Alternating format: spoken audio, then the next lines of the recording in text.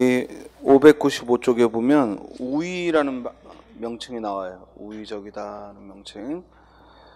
자, 우리가 우위적이라는 말은 돌려 말하기야. 돌려 말하기. 직접 진술하지 않고 돌려 말한다 이 말이야. 자, 예를 들어 거기 사설시조를 한 편 들었죠? 두꺼비 파리를 물고 두어미에 치달아 앉아 건너선 바라보니 백성골이 떠있거날 가슴이 끔찍하여 풀떡 뛰어 내닫다가 두어 말에 자빠지고 모처라 날랜 낼식망정 애얼질 뻔해어라. 자, 사설시조는 조선 후기에 등장하는 시조의 유형이죠. 먼저 평시조에 비해서 이 사설시조는 중장 부분이 평시조에 비해 엄청 길지? 이렇게 초장, 중장, 종장이 있으면 중장 부분이 평시조에 비해 매우 길게 쓰여진 걸 사설시조라 하고, 이 사설시조는 조선 후기에 등장한 형태죠. 자, 이 노래를 가만히 보면요, 두꺼비와 파리와 그리고 백성골을 들어서 두꺼비는 이 양반층을 상징하고 파리는 이 백성을 상징하고, 그리고 백성골은 최고 권력층 또는 외세를 말해요. 즉 중간 관리인 이 두꺼비가 파리 앞에서는 위험을 부리다가 멀리서 이 송골매가 백성골이 뜨니까 혼자 놀라서 뛰어 도망치다가 넘어졌단 말이야. 그런데 그 부끄러운 장면에 대해서 마지막 종장에서 오히려 모처라 날랠 낼시망정 애얼질 뻔하여라. 즉 날쌘 나니까 망정이지 잘못하면 넘어져 멍이 들 뻔했다. 우리 애얼지다 하면은 멍들다 이 말인데, 즉 날쌘 나니까 망정이지 멍이 들 뻔했다라고 허세를 부리고 있죠. 그래서 사실은 두꺼비가 허세를 부리는 장면인데 그 원래 감추어진 의도는 바로 이 양반층이 백성들 앞에서만 그렇게 잘난 척 굴고 청나라가 쳐들어오고 일본이 쳐들어오고 이러면 도망가기 바빴다는 얘기지. 그래서 그걸 직접적으로 양반층을 겨냥하고 쓴 게 아니라 두꺼비와 파리와 백성골을 통해서 오히려 양반에 대해 간접적으로 비판하고 있기 때문에 이런 방법을 우위적이다라고 표현해요. 그래서 우위적인 기법이라는 말이 나오면 반드시 직접 전달하는 게 아니라, 즉 돌려 말하기, 간접적으로 드러냈을 때 우리가 우위적이다라는 말을 해. 또 하나는 이렇게 사물을 의인화했죠. 두꺼비와 파리와 백성골, 이렇게 동물을, 사물을 의인화하면 역시 그 작품 전체는 우위적이다. 이런 식의 이야기를 우화라고 한단 말이야. 그래서 우리가 이솝이 쓴 그 이야기는 뭐야? 이솝 우화라고 하지. 그래서 우위적이다 또는 이 노래처럼 이렇게 사물을 의인화해서 직접 말하지 않고 돌려 말할 때, 이때 우리는 우위적이다라는 말을 해요. 또 그 아래 성북동 비둘기라는 작품에서도, 자, 제목이 성북동 비둘기야. 그럼 성북동 비둘기를 이제 이걸 보면서 뭘 노래하고 싶었는가라는 거야. 자, 아래 작품을 봤더니 성북동산에 번지가 새로 생기면서 본래 살던 성북동 비둘기만이 번지가 없어졌다. 자, 성북동 비둘기를 무엇으로 표현한 거냐면 보금자를 빼앗긴 자연이지. 보금자를 빼앗긴 자연으로 성북동 비둘기를 든 거야. 원래 성북동 비둘기에 보금자리가 있던 이 비둘기가 보금자리를 뺏겼다는 거지. 뭐 때문에? 인간이 새로 번지가 들어서면서. 그래서 첫 번째 줄에 성북동산에 번지가 새로 생기며 할 때 번지는 뭘 가리키는 거야? 인간의 즉 개발을 말하는 거야. 인간이 새로 이 장소에 개발을 한 거야. 즉 인간의 개발을, 이때 번지는 인간이 거주하는 곳, 인간의 개발을 의미한다면, 그래서 본래 살던 성북동 비둘기만이 번지가 없어졌다. 이때 두 번째 줄에 나오는 번지는, 이행에 나오는 번지는 뭘 가리키는 거야? 자연의 보금자리를 말하는 거지. 그래서 첫 번째 줄의 번지와 두 번째 줄의 번지는 의미가 다르지. 즉 문명이, 인간이 새로 개발을 하면서 원래 있던 자연의 보금자리는 파괴되고 없어진 거지. 그러므로 새벽부터 돌 깨는 산울림에 떨다가 가슴에 금이 갔다. 여기 돌 깨는 산울림 밑줄 치고, 이때 돌 깨는 산울림은 뭘 의미하는 거야? 바로 인간의 개발로 인한 파괴되는 자연을, 그래서 인간의 개발로 인해 파괴되는 자연을 쓴 거지.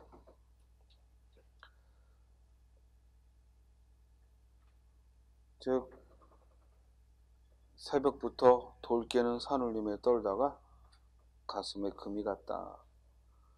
그래도 성북동 비둘기는 하나님의 광장 같은 새파란 아침 하늘에, 자 이때 새파란 아침 하늘은 밑줄 치고, 여기서 새파란 아침 하늘은 뭘 의미하지? 아직 파괴되지 않은, 인간의 때가 묻지 않은 뭐야? 자연의 모습이지. 즉 아직 본래의 자연 그대로의 모습을 여기 새파란 하늘이 이야기하지. 성북동 주민에게 축복의 메시지나 전하듯 성북동 하늘을 한 바퀴 휘돈다 라고 했어요. 그래서 이 시에서 성북동 비둘기는 결국 문명에 의해 쫓겨나는 자연을 가리키고, 따라서 이 시는 문명에 대한 비판의 성격을 갖는 거예요. 자, 직접 인간 문명에 대해 자연을 훼손하는 문명에 대해 직접 이야기한 게 아니라 성북동 비둘기가 결국 이와 같은 자연이 인간의 새로 번지가 들어서면서 보금자리를 빼앗긴다고 이렇게 간접적으로 돌려 말하고 있어요. 이런 방법을 뭐라고 한다? 우의적이다 라고 표현한다는 거예요. 이해했어요? 자, 다음에요. 거기 출제 유형 1번하고 써있는 문제를 잠깐 봅니다. 다음 중 주제를 제시한 방식이 나머지와 다른 하나는 했어요. 자, 주제를 드러내는 데는 두 가지가 있죠. 하나는 직접적 진술이 있고 또 하나는 이 간접적 방법이 있죠. 1번에 늙은 겨집은 하는 이 두보의 시에서는 맨 마지막에 한 병에 얻고자 하는 바는 오직 약물이니 조그마한 몸이 이 밖에서 다시 무엇을 구하리요 하고 안분지족하는 삶의 자세를 썼고, 또 2번의 사설시조는 아마도 세상 일이 다 이러한가 하다라고 해서 결국 아이들이 그보다 약한 잠자리를 괴롭히는 그런 약육강식의 세태를 들면서 아마도 세상 일이 이러한가 보다 라고 주제를 직접적으로 쓴 게 아니라, 즉 아이들의 모습에서 그런 세상의 약육강식의 세태를 즉 발견하게 됐다고 썼어요. 또 3번은 우리가 이미 봤듯이 박남수의 새라는 작품이죠. 즉 새가 순수하다는 걸 이야기하면서 결국 노래인 줄도 모르고 노래를 부르는, 그래서 순수한 존재로서의 새를 형상화했죠. 그러니까 1번, 2번, 3번은 모두 비유적인 표현을 써서 즉 주제를 간접적으로 드러내고 있다면, 마지막에 4번은 껍데기는 가라. 4월도 알맹이만 남고 껍데기는 가라. 즉 가급적 껍데기라고 표현되는 불필요한 것들은 사라지라고 직접적으로 진술하고 있어요. 그러므로 그 주제를 드러내는 게 나머지는 모두 비유적 표현이 강하다면 4번은 직접적 진술이 강하므로 정답은 4번이 되는 거죠. 자, 작품을 좀 더 봅시다. 먼저 두보의 시를 잠깐 다시 가보면, 늙은 겨집은, 이때 겨집은 아내죠. 아내. 늙은 아내는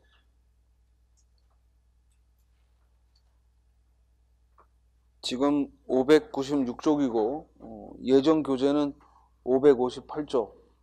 자, 늙은 겨집은, 이때 겨집은 아내를 말하고, 늙은 아내는 조회를 그려. 조회가 뭐야? 종이를 그려서 장기판을 장기판을 만든다 이 말이야. 즉 아내는 종이에다가 장기판을 만들고, 저문아다란, 이때 저문은 젊다는 게 아니야. 젊다는 게 아니고 나이가 어린 이 말이야. 이때 젊다는 어리다야. 우리 과거에 젊다라는 낱말은 무슨 뜻, 어리다는 낱말은 무슨 뜻이지? 어리석다였기 때문에 그때는 어리다라는 의미로 젊다라는 말을 썼어. 그래서 젊은 아들은 이런 얘기는 어린 아들은 이 말이야.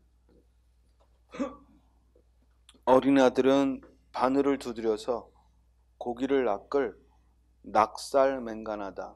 낙살은 낚싯대. 고기를 낚을 이 낚싯대를 만들다. 그러니까 아내는 장기판을 만들고 있고 어린 아들은 한가롭게 또 낚싯대를 챙기고 있어. 결국 매우 한가로운 일상의 풍경이지. 매우 한가로운 일상의 풍경이야. 한 병에, 이때 한 병에 할 때 한은 크다는 의미가 아니라 한 했을 때 이 한은 많다라는 의미야. 그래서 많은 병에, 이 말은 뭐냐면 잔병치레를 많이 한다는 거지. 많은 병에 얻고자 하는 바는, 그러니까 잔병치레가 많다 보니까 이 병치를 하다 보니 얻고자 하는 건 약만, 오직 약물이니 오직 약만 있으면 되겠다 이 말이지. 조그마한 몸이, 이때 자기 자신을 조그마한 몸이라고 표현한 건 실제로 체구가 작다는 의미도 있겠지만 또 하나는 겸손한 표현이야. 두보는 당대의 최고의 시인임에도 불구하고, 중국 최고의 시인임에도 불구하고 자신을 겸손하게 표현한 거죠. 그래서 이 조그마한 몸이다라는 얘기는 결국 실제로 왜소한 체구다라는 의미도 있겠지만 또 하나는 겸손한 표현이죠. 조그마한 몸이 이 밖에 다시 무엇을 구하리요? 이것은 뭘 가리키지? 약이지 약. 약만 있으면 되지. 이 밖에 다시 무엇을 구하겠는가? 그러니까 내가 잔병치레가 많다 보니까 그냥 약만 있으면 되지 특별히 더 욕심낼 게 없다는 거야. 우리 지금 자신의 처지에 만족하고 더 특별히 욕심내지 않는 걸 뭐라고 말해요? 안분지족이다라고 합니다. 즉 안분지족의 삶의 자세를 직접 진술한 게 아니라 내가 지금 병치레가 심하니까 뭐 이런 처지에 뭐 약만 있으면 되지 뭘 더 구하겠는가, 이렇게 얘기를 한 건, 즉 자신이 말하고자 하는 걸 직접 진술하기보다는 돌려서 말하고 있고, 그리고 이렇게 평화로운 자기 주변의 세계를 그리면서, 즉 간접적으로 이렇게 평화롭고 한가하면 되는 거지 뭐 쓸데없이 더 욕심낼 게 무언가 라는 얘기를 하고 있습니다. 자, 2번은 역시 사설 시조로서 발가벗은 아이들이 거미줄 채를 들고 개천으로 왕래하며, 이때 발가벗은 아이는 이 벌거벗고 뛰어노는 아이들을 말하는데, 이는 이 인간 사회의 가장 약자죠. 인간 사회에서 가장 약자인 아이들을 표현했고, 발가숭아 저리 가면 죽느니라. 이때 아이들이 그 거미줄 채를 들고 부르고 있는 발가숭이는 누굴 말해? 잠자리야. 그러니까 이때 두 번째 중장에 나오는 발가숭아 할 때 그 대상은 잠자리라고, 바로 자연의 약자죠. 그래서 인간의 약자인 아이들도 벌거벗었다고 표현한 거고, 자연의 가장 약자인 그 잠자리도 벌거벗었다고 표현한 거야. 그러니까 인간 세계의 가장 약자인 아이들이 오히려 자연의 약자인 잠자리를 사냥하고 채집하면서 괴롭히는 거지. 이건 뭐냐면 지금 우리 사회에서도 약자가 그보다 더 약자를 괴롭히는, 그렇죠? 사실 뭐 재벌 기업의 회장님 아내 이런 사람들도 최고 권력층은 아니야. 근데 자기가 부리는 운전기사나 종업원들에게 함부로 하다가 지금 된통 당하고 있지. 이렇게 사람은 자기보다 강한 사람에게 대들기보다는 그보다 약한 사람을 괴롭히는 것이, 이게 어찌 보면 과거부터 지금까지의 모습이야. 그래서 우리 가끔 그러잖아. 뭐 강자 앞에서는 강하고 약자 앞에서는 한없이 약하게 군다.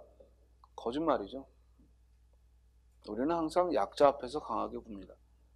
그리고 나보다 조금만 강한 자 앞에서는 즉 머리를 숙이고, 이건요 본능에 가까운 겁니다. 짐승들도 그죠?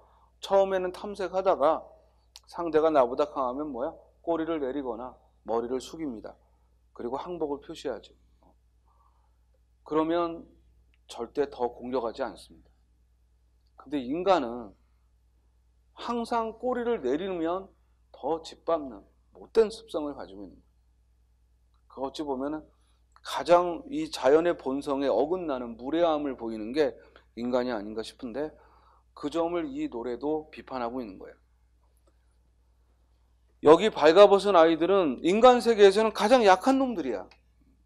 그런데 그보다 더 약한 또 잠자리를 괴롭히더라 이거지. 그래서 발가숭아 저리 가면 죽느니라, 이리 오면 사나니라. 그러니까 저리 가면 죽으니까 이쪽으로 와라 라고 부르는 거야. 근데 잠자리가 요 애들 말 듣고 오면은 더 처참하게 죽겠지? 눈깔 뽑히고 뭐 날개 뜯기고 더 처참하게 죽을 거야. 부르나니 발가숭이로다. 부르는 것들도, 그 잠자리를 부르는 것들도 발가숭이다라고 한 거야. 이때 발가숭이는 누구야? 아이들이지. 그래서 마지막 총장에 아마도 세상 일이 다 이러한가 하노라. 직접 세상 일이 어떻다라고 써놓은 게 아니라 이런 아이들이 잠자리를 괴롭히는 이 장면을 통해 세상 이치가 이렇더라 라고 쓴 거야. 여기서 강조하는 세상 이치는 어떤 이치야? 약자가 그보다 더 약자를 괴롭히는 이 약육강식의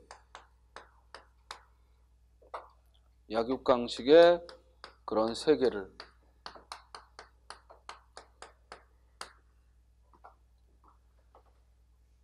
그 스님이 늘 강조하는 게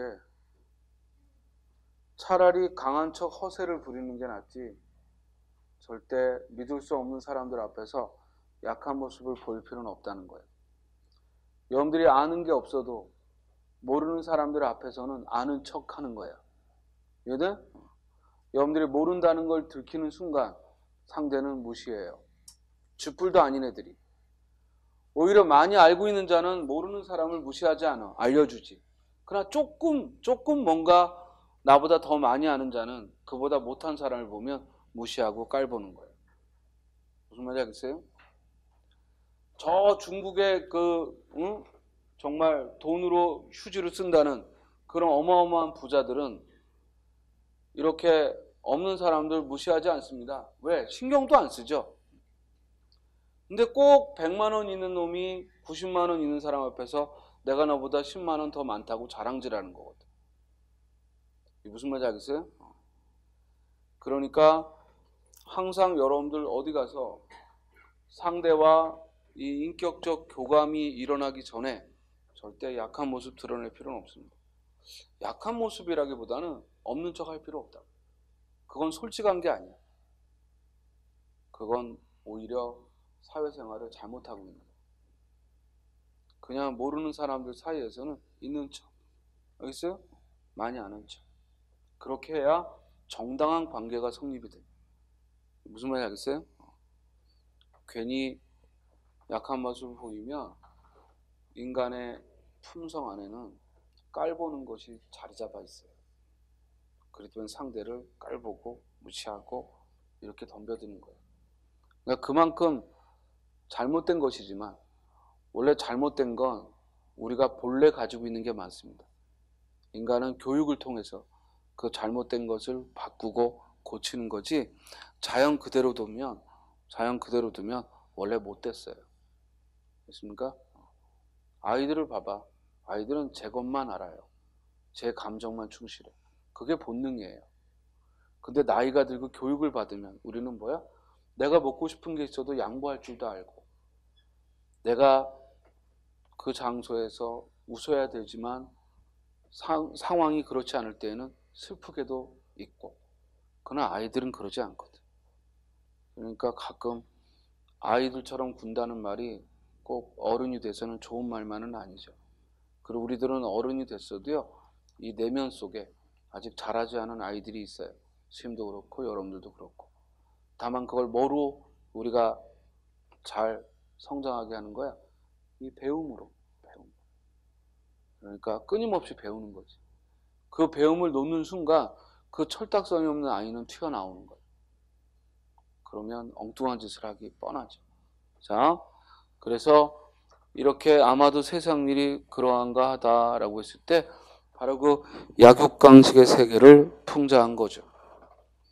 또 3번도 순수한 자연을 이야기해서 그 자연을 새로서 형상화하여서 드러냈고 그러므로 1번, 2번, 3번은 모두 그 주제를 드러내는 데 있어서 간접적으로 형상화를 통해 드러냈다면 4번은 껍데기는 가라 하고 직접적인 진술로 표현하고 있다는 점이 나머지와 다르다 이 얘기입니다. 이해됐습니까?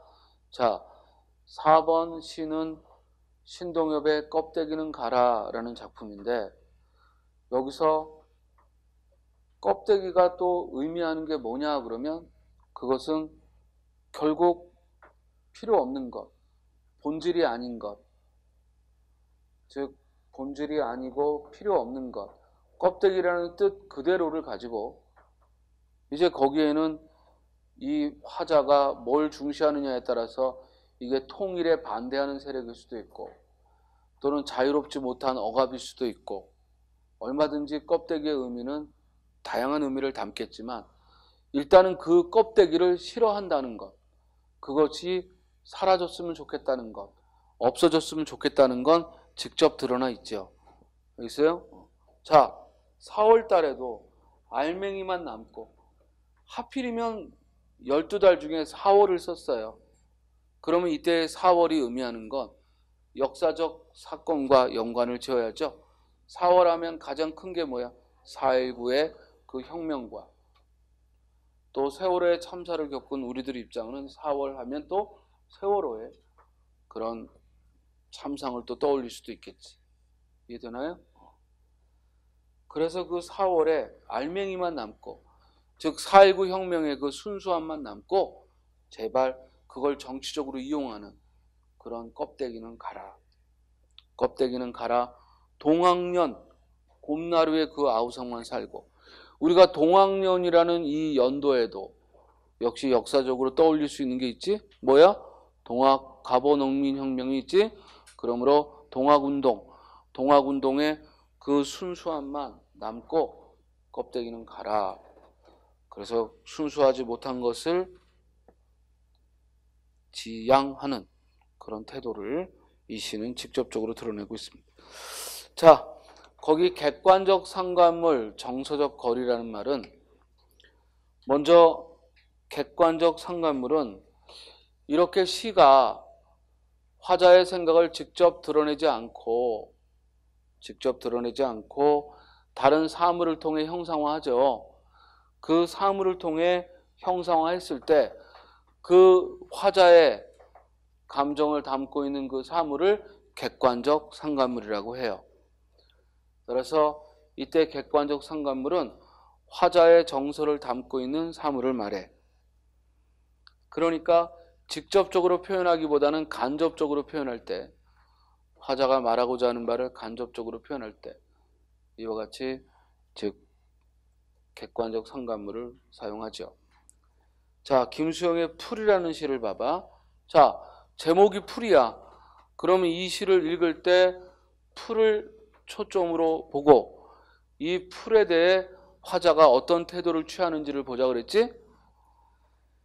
풀이 눕는다. 비를 몰아오는 동풍에 나부껴 풀은 눕고 드디어 울었다. 날이 흐려서 더 울다가 즉 다시 누웠다. 이때 풀은 너 뒤로 가. 빨리 다시 들고서. 오늘 왜 이렇게 졸지 저놈? 열심히 하더니 오늘따라 더 좋네. 너 추석에 송편 먹었니? 송편 먹었냐고. 조금 먹었니? 조금 먹어서 졸리나 보다 야. 많이 먹었으면 좀 덜 졸 텐데. 자, 그래서 거기 풀이 눕는다. 비를 몰아오는 동풍에 나부껴 풀은 눕고 드디어 울었다. 날이 흐려 더 울다가 다시 누웠다. 자, 여기서 풀은 어떤 대상으로 쓰고 있냐면 날이 흐려 울다가 바람이 불어 눕는, 그러니까 풀을 그냥 자연물로서의 풀이 아니라 화자가 주관적으로 바라보는 그런 소재로 풀을 썼죠.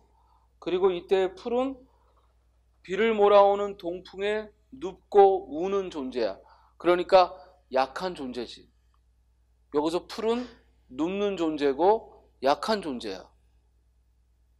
선생님, 풀은 민중, 백성을 말하지 않습니까? 그건 한참 후에 물어보면 대답할 얘기고, 여기 어디 백성이란 말이 나와? 어디 여기 민중이란 말이 나와? 그냥 여기서는 풀과 바람이, 즉 풀과 그리고 동풍이 대립적 시어라는 것만 알면 돼. 그리고 바람이 불면 풀은 뭐야? 눕고 또 뭐 하는 존재야? 우는 존재라고 한 거야. 그러니까 풀이 약한 존재지. 바람보다 늦게 울어도, 늦게 누워도 바람보다 먼저 일어나고, 바람보다 늦게 울어도 바람보다 먼저 웃는다. 여기까지 풀은 이제 그 의미가 달라졌죠. 바로 그 위에까지는 바람이 불면 눕고 우는 존재로 써놨는데, 이제 다음에는 화자의 새로운 시선이 보이지? 이때 풀은 어떤 존재야? 먼저 일어나고 먼저 우는 매우 능동적인 주체로서 풀을 바라본 거야. 바로 이 새로운 시각이 이 시를 돋보이게 하는 거야. 그냥 바람이 불어 풀이 눕고 풀이 운다, 이건 상식적인 세계야. 상식적인 시선이지. 그런데 가만히 보니까 이 화자가, 이 시인이 볼 때는 바람이 불어 풀이 눕는 수동적인 의미만이 아니라 먼저 눕는 존재고, 그리고 바람보다 먼저 우는 존재고, 매우 주체적이고 능동적으로 본다는 점이 바로 시인의 새로운 시각이죠. 시는요, 또는 문학은 새로움이 없으면 쓰레기입니다. 있습니까? 여기서 지금까지 늘 풀은 눕는 거고 우는 거고 이렇게만 인식을 했는데, 이 김수영이라는 사람은 그 바람이 불어 눕는 풀을 보면서 오히려 능동적인 면을 본 거야. 현상을 바꿀 수는 없어. 시인은 이 세계를 바꾸지는 못해. 그러나 이 세계를 바라보는 그 시선을 바꿉니다. 그럼으로써 바꿔 말하면 세계를 바꿀 수가 있는 거지. 무슨 말인지 알겠어요? 늘 약해 보이는 그 풀의 존재는 그동안의 시선을 조금만 바꾸면 오히려 능동적이고 주체적인 존재로 바뀐다는 거예요. 이런 시선, 이것이 바로 문학을 우리가 즐기는 이유고 문학하는 자들이 해야 될 소임이죠. 그래서 이 노래에서 풀은 이와 같이 능동적인 존재로 다시 자리매김을 했고, 이때 풀은 바로 화자의 심정을 담는 뭐다? 객관적 상간물이다 라는 말을 하는 겁니다. 그리고 이 시에서 풀과 바람은 서로 대립적 시어로, 우리가 원래 동풍하면 봄바람, 즉 따스한 바람이야, 대체로 긍정적 시어인데 이 작품에서는 긍정적으로 안 썼죠? 그렇죠? 오히려 부정적인 시어로, 즉 비를 몰아오는 동풍해서 보다 부정적 시어로 쓰고 있음도 우리가 놓치지 말고, 또 맨 끝에 날이 흐리고 풀뿌리가 눕는다. 이는 결국 풀이 능동적이고 주체적으로 일어서려 했지만 현실은 더욱 가혹하다는 거예요. 즉 다시 날이 흐려지고 풀이 눕는다는 얘기는 그만큼 현실이 더 가혹하다라는 얘기야. 그리고 이제 이 시를 1960년대 이 4.19 혁명 후에 군부 독재가 들어서면서 박정희 군사 쿠데타가 일어나면서 결국 민중에 대한 억압으로 우리가 시대적인 것과 연결을 지으면 여기 풀은 백성을, 힘없는 백성을 말할 것이고 바람은 군대, 군인의 무력과 억압을 의미하겠지. 그리고 그렇다고 본다면 맨 마지막에 날이 흐리고 풀뿌리가 눕는다는 얘기는 여전히 민중이 억압받고 탄압받고 있다는 그 현실 의식이, 그 시대 정신을 드러낸 거죠. 이해됐어요? 원래 다른 나라 작품이든 우리나라 작품이든 바람을 권력의 폭력으로 보고 그리고 백성을 풀로 비유하는 건 아주 흔한 겁니다. 그리고 지금 이 작품은 매우 상징적이죠. 풀과 바람을 매우 상징적인 시어로 사용하고 있고요. 선생님은 개인적으로 김수영의 풀이라는 시가 새로운 시각을 줬다는 점에서, 그리고 매우 단순한 자연현상에서 이런 놀라운 의미를 찾았다는 거에 대해 굉장히 감동을 받았었는데요. 나중에 공부하다 보니까 이게 거의 다른 나라 시를 베껴먹은 거예요. 그래서 아주 분노가 치밀더라고. 대한민국의 이 네로라는 시인인데 그냥 그대로 베꼈어. 그래서 거의 그냥 번역했듯이, 물론 조금 살짝 바꾼 부분이 있지만 거의 번역한 수준으로 시를 써서 좀 서운하기도 하고, 그리고 우리가 그 정도인가 하고 좀 아쉽기도 하고. 예전에 우리나라에 새로운 음악이 시작하면 아직 이렇게 인터넷이 활발하지 않은 때에는 그 사람이 직접 만든 건 줄 알았죠.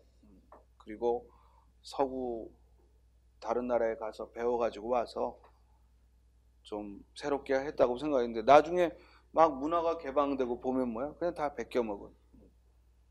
우리 지금 일본 거 베껴먹은 건 말할 수도 없이 많죠. 그러니까 근데 이렇게 베껴먹은 놈이 남이 우리 거 베끼면 또 더럽게 흥분해요. 그죠? 그래서 뭐 중국 애들 베껴먹는다고 뭐라 하고 뭐 저쪽 동남아에서 베껴먹는다고 뭐라고 하는데 우리는 이미 그거 다 했어요. 그런데 이제 그냥 베껴먹는 것으로 끝나는 게 아니라 얼마나 더 또 창의적인 걸 드러내느냐, 이게 관건인 거고, 그런 의미에서 우리나라는 매우 창의적으로 나아가고 있다는 거죠. 그래서 사실 아이돌 그룹의 시작은 일본이죠. 일본에서 떼지어서 이 미성년들을 가지고 음악을 만든 거 일본이 먼저입니다. 그러나 세계적인 이런 호응을 얻는 건 한국이 먼저라고 봐야죠. 그런 면에서는 뭐 창의적이라고 볼 수 있지만 저쪽 뭐 필리핀이나 동남아에서 우리 걸 본따 가지고 그죠? 만들었다고 해서 그거 그렇게 막 손가락질할 건 아닙니다. 그 사람들도 또 그런 과정을 거치는 거지. 자, 그래서 김수영의 풀에서 결국 풀은 이 화자가 자신의 생각을 드러내기 위해서 사용한 사물이고, 이럴 때 우리가 풀을 객관적 상관물이다라고 말한다는 겁니다. 이해됐죠? 자, 정서적 거리는 뭐냐면요, 우리 시에서 노래하는 일을 시적 화자라고 하죠. 그 시적 화자가 그 시의 대상, 시적 대상에 대해 어떤 태도로 임하고 있느냐라는 거예요. 그럴 때 그 태도는 둘 중에 하나죠. 어차피 거리는 가깝거나 또는 멀다라는 거죠. 즉 가깝다와 멀다라는 시적 화자와 시적 대상 간에 가깝거나 멀다라는 말을 하게 되는데, 자, 가깝다라는 것은, 시에서 대상과 가깝다라는 것은 어차피 물리적인 거리가 아니라 정서적인 거리니까, 즉 느끼는 대로 쓴다는 거죠. 이 느끼는 대로 대상을 이야기했다면 이건 가까운 거지만, 보이는 대로 썼다면 정서적 거리는 멀다라고 하는 거예요. 자, 조금 전에 김수영의 풀에서 그 시적 대상과의 정서적 거리는 가까워요, 멀어요? 가까워요, 멀어요? 멀죠. 왜? 보이는 대로 썼죠. 다만 그 보이는 장면에서 먼저 울고 먼저 누웠다고 내가 생각한 거지, 그 풀이 그렇게 생각하는지는 모르죠. 이해돼요? 즉 보이는 대로 썼어. 보이는 대로 쓰고 그 장면에서 의미를 추출한 거지만, 거기 김소월의 가는 길을 보면 그 위에 그립다 말을 할까 하니 그리워 그냥 갈까 그래도 다시 더 한번 저 산에도 까마귀 들에 까마귀 서산에 해진다고 지적입니다. 앞강물 뒷강물 흐르는 분은 어서 따라오라고 따라가자고 흘러도 연달아 흐릅디다려. 즉 까마귀와 강물이 시적 화자로 하여금 빨리 가라고, 시간이 없다고 재촉하는 거예요. 그래서 해가 진다고 지적이고 어서 따라오라고 연달아 흐른다고 했어요. 자, 이때 까마귀와 그리고 물은 이 시의 중심 소재인데, 이 중심 대상이 보이는 대로 썼어요, 느끼는 대로 썼어요? 느끼는 대로 썼죠. 내가 까마귀 소리를 듣고 느낀 점, 내가 강물 소리를 듣고 느낀 점, 그러니까 정서적 거리는 가깝다 멀다? 가깝다라고 하는 거예요. 자, 그럼 질문. 거기 노천명의 사슴이라는 시는 정서적 거리가 가까워요? 아니면 멀어요? 정서적 거리가 가까움과 먼가는 그 대상을 내가 감정을 살펴보느냐, 아니면 그 대상의 감정을 모르고 보이는 대로 보느냐, 이 차이라고. 그럼 이때 노천명의 사슴은 정서적 거리가 가까워요, 멀어요? 가까워요, 멀어요? 가깝죠. 가깝죠. 왜? 슬픈 모가지를 하고 있다고 했잖아. 그리고 왜 먼 데를 바라본다고 했어? 잃었던 전설을 생각해내고는 어찌할 수 없는 향수에 그렇게 슬픈 눈으로 바라본다고 했잖아. 사슴의 속내를 모두 알고 있잖아. 이해됩니까? 그냥 사슴이 뭔가 향수를 느끼듯 멀리 바라보고 있다 이랬다면 그건 보이는 대로 쓴 거지만, 그게 아니라 어찌할 수 없는 향수에 젖어서 슬픈 모가지를 하고 있다고 했으니까 이는 사슴의 심정을 추리하고 썼잖아. 이해돼요? 그러므로 정서적 거리는 가깝다 멀다? 가깝다라고 하는 거예요. 이해됐나요? 이게 찾는 게 쉽진 않아요. 그러니까 무조건 화자의 정서가 나왔다고 가까운 게 아니라 그 사물의 정서가 나와야 돼. 알겠어요?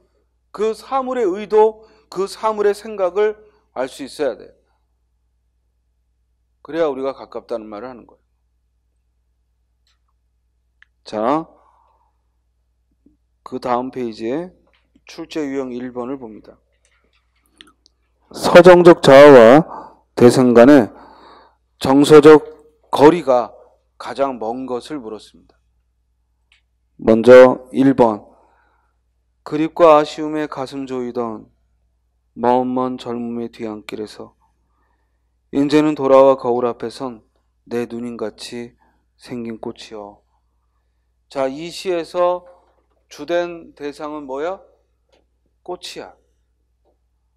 그런데 그 꽃을 향해 내 누님 같은 꽃이라고 했어. 그리고 노란 내 꽃잎이 피려고 간밤엔 무소리가 저리 내리고 내게는 잠도 오지 않았나 보다. 결국 꽃을 가리켜서 내 누님처럼 그렇게 젊은 날의 먼 뒤안길을 모두 거치고 온 그런 원숙하고 성숙한 존재로서 꽃을 그렸지. 이는 보이는 대로 쓴 거야? 느끼는 대로 쓴 거야? 느끼는 대로 썼으므로 정서적 거리가 가깝다 멀다? 가깝다. 2번을 봅니다.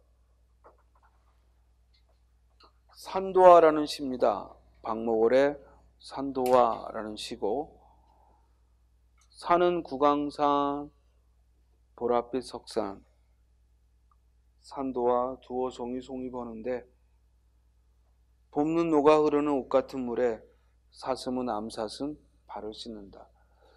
자, 이 시에서 중심 소재는 산도화 또 사슴이 등장해. 그런데 산도화는 두어송이 열렸다라고 했고 사슴은 앞발을 물에 씻는다라고 했어. 보이는 대로 썼어요? 느끼는 대로 썼어요? 보이는 대로. 그러므로 정서적 거리는 가깝다 멀다? 멀다라고 하는 거예요. 3번에 도리어라 나는 여기 절정 바다가 바라보는 꼭대기에 앉아 종일 잠잠하는 돌이어라. 자, 이때 시적 대상은 돌이고 그 돌은 나지. 이해되나? 돌을 가리켜 나라고 표현했지. 이는 정서적 거리가 가깝다 멀다? 가깝다. 매우 가깝지.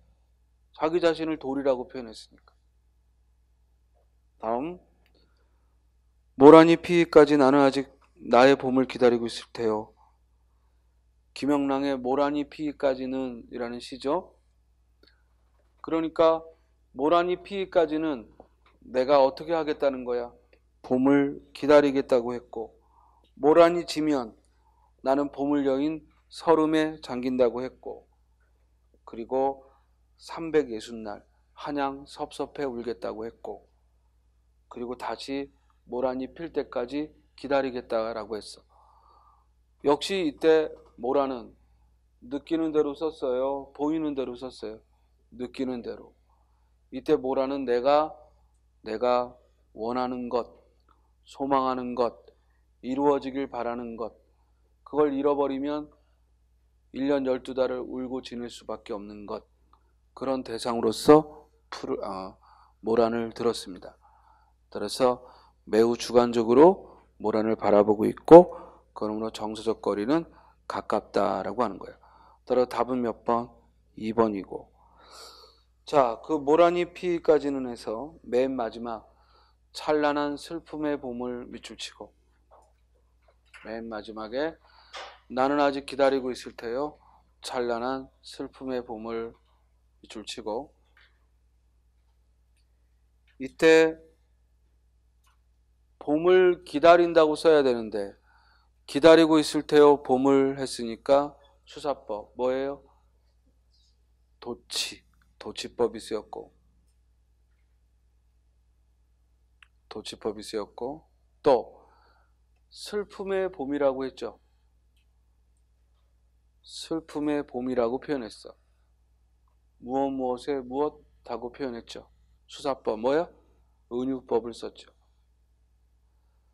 뭐뭐 같은 것 이러면 직유법이고, 뭐뭐의 뭐 하면 은유법이고, 또 슬픔 앞에 차가운이라고 했죠. 찬란한 슬픔 앞에 찬란하다고 했어요.